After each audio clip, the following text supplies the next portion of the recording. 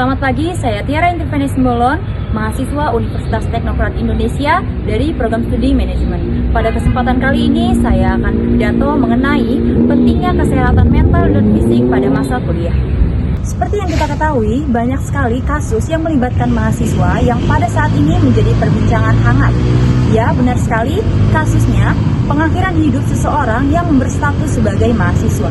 Sebenarnya, apa sih yang menyebabkan mereka memutuskan untuk mengakhiri hidupnya?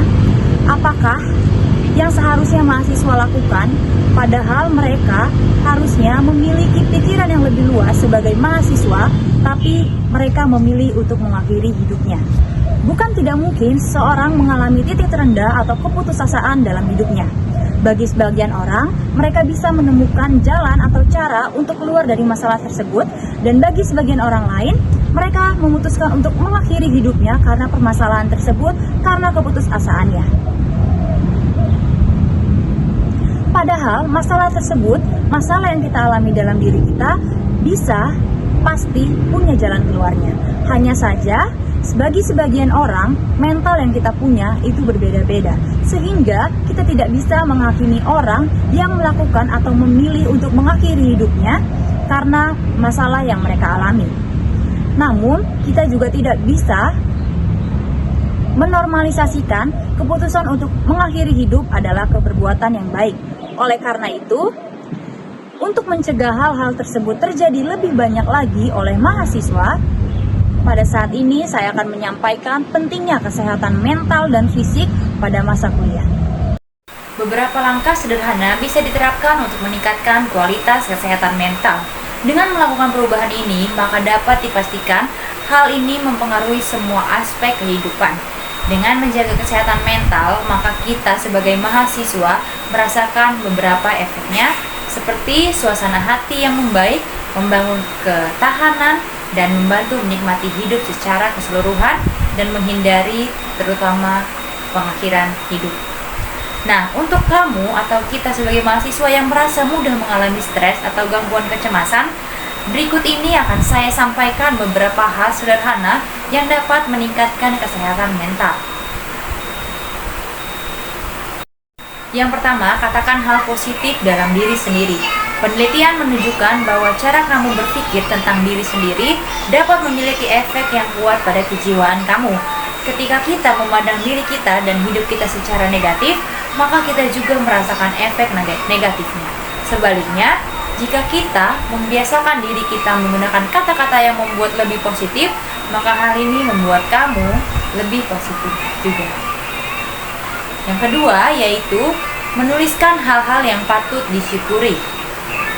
Rahasia bersyukur dikaitkan dengan selanjutnya, tuliskan hal-hal yang patut kita syukuri. Rahasia bersyukur dikaitkan dengan peningkatan kesejahteraan, kualitas kesehatan mental, serta kebahagiaan.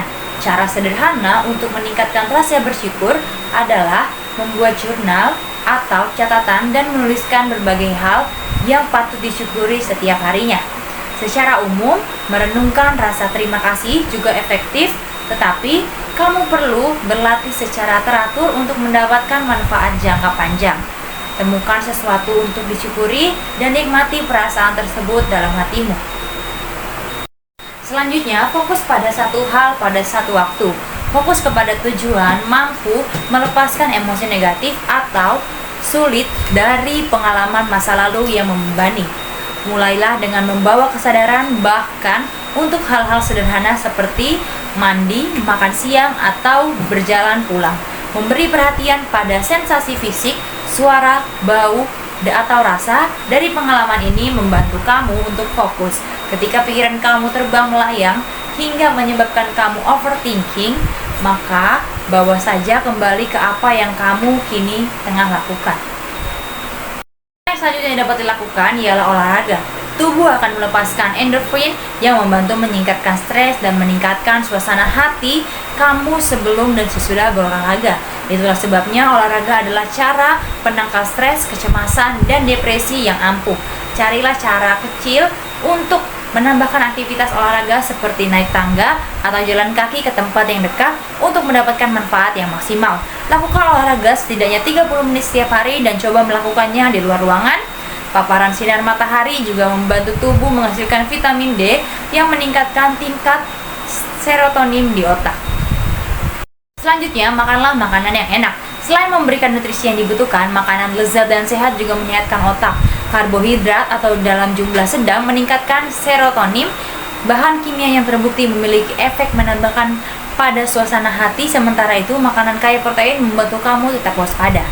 Sayuran dan buah-buahan dipenuhi dengan nutrisi yang memberi makan setiap sel tubuh, termasuk yang mempengaruhi bahan kimia otak yang mengatur suasana hati. Sertakan makanan dengan asam lemak tak jenuh, ganda omega 3. Nutrisi ini dapat meningkatkan suasana hati dan mengembalikan integritas struktural pada sel-sel otak yang diperlukan untuk fungsi kognitif. Selanjutnya, lakukan sesuatu untuk seseorang. Penelitian menunjukkan bahwa membantu orang lain memiliki efek menguntungkan pada perasaan kamu tentang diri sendiri, seperti menolong seseorang atau memberi pertolongan, membantu seseorang yang membutuhkan. Melakukan sesuatu yang baik ke orang-orang yang kita sayangi, itu membantu kita untuk mendapatkan rasa kepuasan hati tersendiri. Langkah selanjutnya yaitu istirahat yang cukup. Pada saat-saat semua pekerjaan terasa seperti terlalu banyak, menjauhlah. Kita masih bisa menahan diri kita untuk tidak terus mengejar untuk mengerjakan pekerjaan yang ada, tapi kita memberikan tubuh kita kesempatan untuk beristirahat, karena hal ini dapat membantu kita merelaksasikan diri kita sesaat dan menghilangkan atau mencegah terjadinya stres yang berlebih pada diri kita. Hal yang selanjutnya yang jarang kita lakukan sebagai mahasiswa yaitu tidur tepat waktu. Karena semakin banyak tugas, semakin mahasiswa mengejar-ngejar tugas untuk mengerjakannya agar tidak terlambat dalam mengumpulkan. Tapi mereka lupa untuk tetap menjaga kesehatan mereka dengan melewati jam tidur. Hal ini sangat berpengaruh untuk kesehatan mental kita, yang membuat kurangnya jam tidur membuat perasaan emosional kita akan terganggu. Selanjutnya, terbukalah pada seseorang. Mengetahui bahwa kamu dihargai oleh orang lain adalah penting untuk membantu kamu berpikir lebih positif. Dari sebagian kasus, pengakhiran hidup seorang mahasiswa banyak terjadi karena faktor permasalahan dengan pasangannya. Bisa saya sampaikan, jika kita ingin memilih pasangan atau menjalin hubungan, menjalankanlah hubungan yang baik dan positif.